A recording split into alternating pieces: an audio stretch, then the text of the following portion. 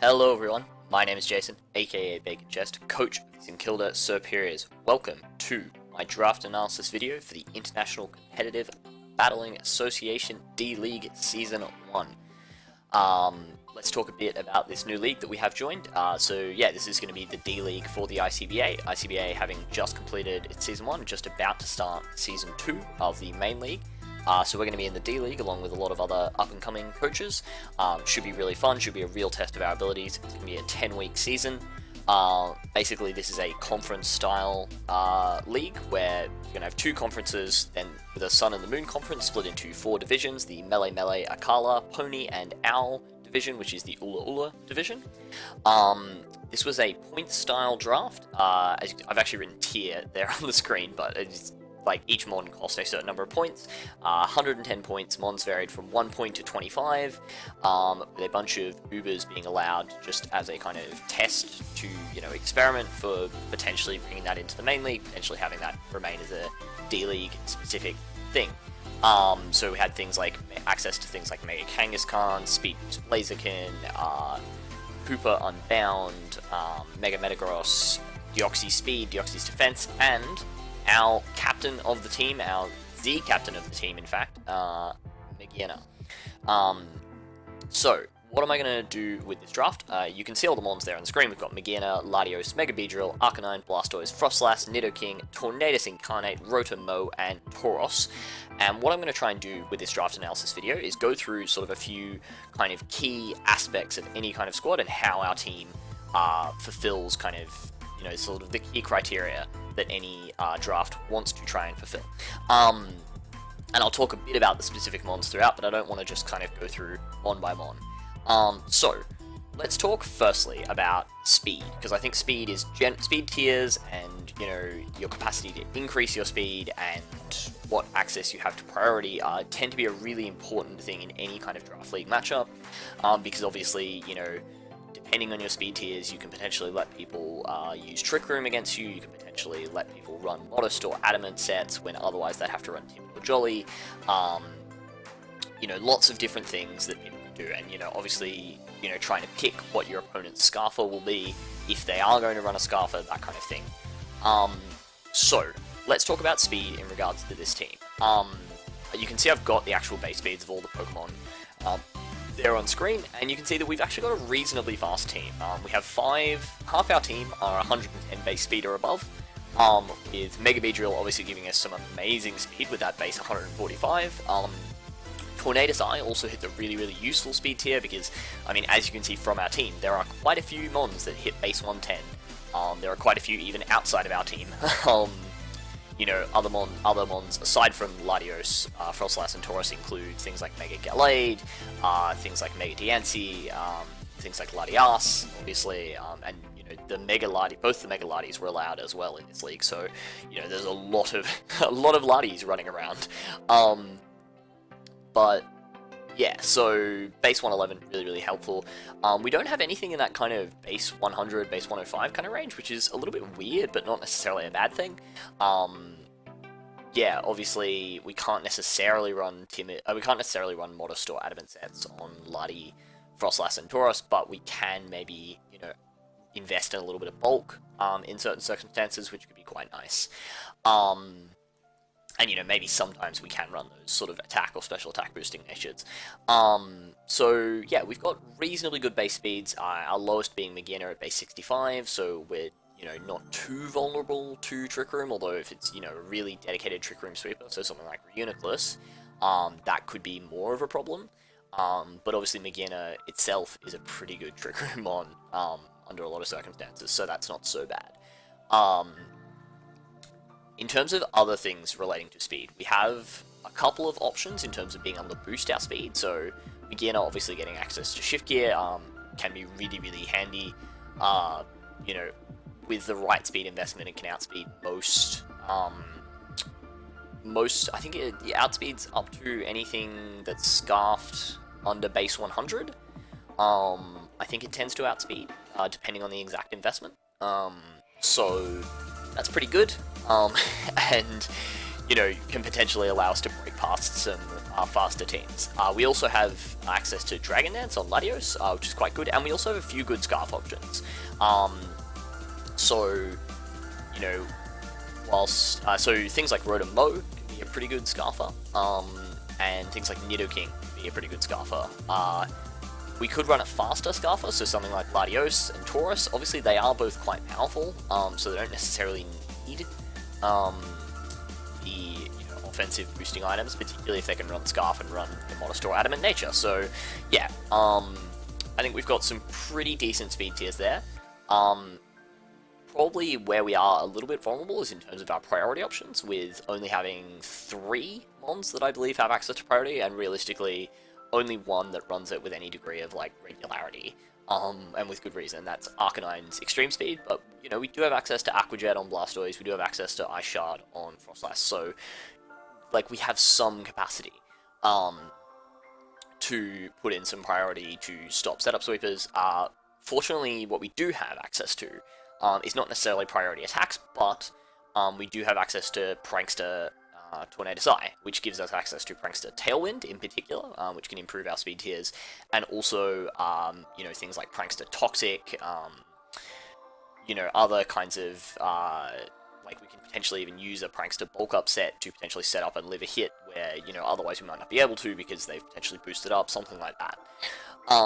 So yeah, looking forward to using the team in that regard. It's going to be a little bit of a challenge, not having really powerful priority. I really enjoyed using things like Zygarde, things like Weavile in previous tournaments, but we'll see how we go with that. Second thing I want to talk about is hazard options, because obviously hazards can be really important in any kind of draft league. Depending on what your opponent's hazard removal is, they're not necessarily going to be able to bring it every week, because, you know, it might have a really poor matchup type-wise. So yeah, we did want to pick up some hazards. You can see that I didn't really pick up hazards until like fairly late in the draft, purely because I had picked up Mega Beedrill and Arcanine, and so I did want to pick up removal and some good removal before we picked up hazard. And so you can see that, yeah, we've got 3 hazard options, so we have access to all the kinds of hazards except for Sticky Web, but not necessarily the best users of those hazards. So we have Nidoking, pretty good Stealth Rocker, reasonably fast, bulky in a way, but not necessarily got the best bulk again. Not necessarily got the best typing, given that Ground, Ice, Psychic are all like very common offensive types. So yeah, like not the best offensive Stealth Rocker, but you know, obviously does put on a lot of offensive pressure, so that, you know, kind of makes up for that in some respect. It will definitely depend on the matchup. Frostlass is our spiker. Obviously, if you've watched any of our previous videos, you'll know that we really enjoyed using Frostlass as a sort of lead taunt spikes kind of set in the GBA. Yeah, no, we're totally in the GBA. In the Brawl for All. So yeah, potentially we can use that kind of set again. Spike, I really like Spikes. I think it's a really underrated hazard generally. I think it can really put in a lot of work. We also have access to T-Spikes on Mega Beedrill, which, you know, obviously Mega Beedrill's very frail, not necessarily going to be tanking hits and setting up hazards, but it, you know, potentially does force a lot of switches on Fairy types, on Psychic types. So yeah, we can potentially set up some T-Spikes in that regard if we're willing to play a little bit more recklessly with our Mega Beedrill, which, you know, will depend on the matchup, how much we need it for the late game. So yeah. So that's in terms of our actual setting up hazards. In terms of our removal, I already flagged earlier that I made getting some good removal a fairly high priority. And you can see we've got 2 removal options, which is, you know, probably about average in terms of number of removal options. But I think, you know, quality-wise, we've got some pretty good ones. So Latios, obviously a very good defogger. You know, heaps on a lot of offensive pressure, so you can't necessarily switch into the defog very effectively. And, you know, good speed tier, can tank a hit from most things, has, you know, ground immunity, common elemental resistances, and enough bulk to kind of live even sort of weaker coverage mobs that hit it super effectively. So that's quite good. Our other hazard removal option is Blastoise. Obviously, bulky water types, pure water, so, you know, no 4x weaknesses, which actually you'll see that nothing on the team has a 4x weakness, which is quite nice, because it allows us to, you know, run resist berries and actually live hits with those resist berries, you know, even from really, really powerful attackers, you know, like even like something like Gigavolt Havoc from like powerful special attackers isn't necessarily going to kill Blastoise if I do elect to run something like a Wakan Berry. You know, obviously it depends on exactly how powerful they are and exactly what my set is, but yeah, I do quite like that fact that we, you know, aren't necessarily relying on, for example, like running a Zygarde with Yachi Berry every week, depending on what my opponent's team is. So that's quite good. But yeah, Blastoise can tank a hit from most things because of that pure water typing.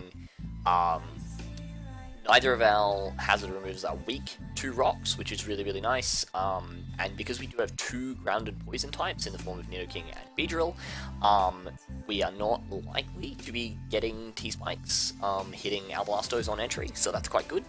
And obviously Latios is immune to them, so that's really nice in terms of longevity for those two. Obviously Blastoise doesn't have, it only has passive recovery in the form of leftovers, it doesn't have that kind of, you know, really reliable recovery option. I could run like a rest talk set, I suppose, but, you know, like we'll see how that goes, that might work, but unfortunately we don't have a cleric, which, yeah, I suppose that's kind of, yeah, that's about it for hazards. Like, not having hazard removers that are weak to hazards is really nice. They're both really bulky and have reasonably good defensive typings, and they also both have reasonable offensive pressure. Obviously, Latios has much better offensive pressure, but even Blastoise has really good coverage options, like things like Aura Sphere, Dark Pulse, Ice Beam, and can also run like Dragon Tail to potentially stop things from setting up on it. And yeah, obviously Blastoise being slower, but since it's Rapid Spin, it's not vulnerable to Taunt, so that's quite nice in terms of synergy with those two. Yeah, so in terms of other things with this team, I tried to draft a couple of mons with recovery, so we've got Lati and Arcanine with access to reliable recovery, which is nice. Rotom can also Pain Split, which is, you know, reasonably good. Rotom, obviously most Rotom forms being pretty good Pain Split users, because they have, you know, quite good bulk but quite low HP, so really handy in that respect. In terms of other things about this team, okay, yeah, so the third major thing I want to talk about was kind of, you know, how we are going to set up and how we're going to deal with setup. So yeah, so we have probably 3 reasonable setup options, I'd say, on this team, in the form of Magearna with either Shift Gear or Calm Mind, potentially even both, depending on what coverage we need, Latios with either Dragon Dance or Calm Mind, and Tornadus with potentially like Bulk Up. So yeah, that gives us some reasonable options in terms of setup sweepers that, you know, teams are going to have to deal with each week. But we also, you know, have the potential to run, you know, something like a hazard stacking offense that just kind of relies on chipping away, and then, you know, potentially cleaning up with something like a late game Tauros or late game Mega Beedrill, or even just like a Specs Lati, you know, Specs Lati Psychic can potentially clean things up at the end of a game. Especially with Tailwind, I really like the concept of this team of potentially using Tailwind to bring in a Magearna, or bring in a Nidoking at the end of the game, and just sort of clean up with like a Spec set or a Life Orb set. And yeah, and generally the last thing I want to talk about there was to kind of talk about like pivoting options. So obviously drafting Magearna gives us a really, really good bulky Volt Switcher, which is super, super nice. And I tried to draft a few mons that could kind of support that. So, you know, being able to Volt Switch into something like Nidoking could be really handy. We also have Beedrill, which can potentially U-turn into a Magearna.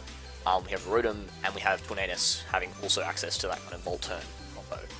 So that was quite good. So yeah, so generally you can see I've actually kind of split on the screen here the 2 sides of the field to kind of defense and offense. Obviously Latios can, you run offensive or defensive. And generally, if you look at our team, nothing on our team is particularly weak. We don't necessarily have, like, we've probably only got probably 2 mons that I would consider incredibly powerful in, like, Giana and Mega Beedrill. But generally, nothing on our team is particularly weak. Probably the weakest mon on our team is Frostlass, I would say. Yeah, no, it almost certainly is Frostlass. But even then, Frostlass, like, Ice Beam, T-Bolt, Shadow Ball is really, really good coverage. Obviously, it can run Taunt, so it's not set up bait in most situations. Has access to, Will-O-Wisp, T-Wave. I believe it gets T-Wave, not 100% sure.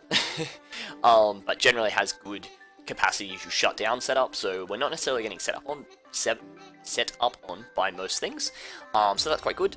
And yeah, generally I'm kind of hoping to use this team as a kind of bulky offense team where we can switch into a few hits, threaten things out, potentially get up hazards, potentially remove hazards, and then try and clean up in the late game with either one of our setup sweepers or potentially getting up hazards and trying to clean up with a Scarfer or trying to clean up with Mega Beedrill.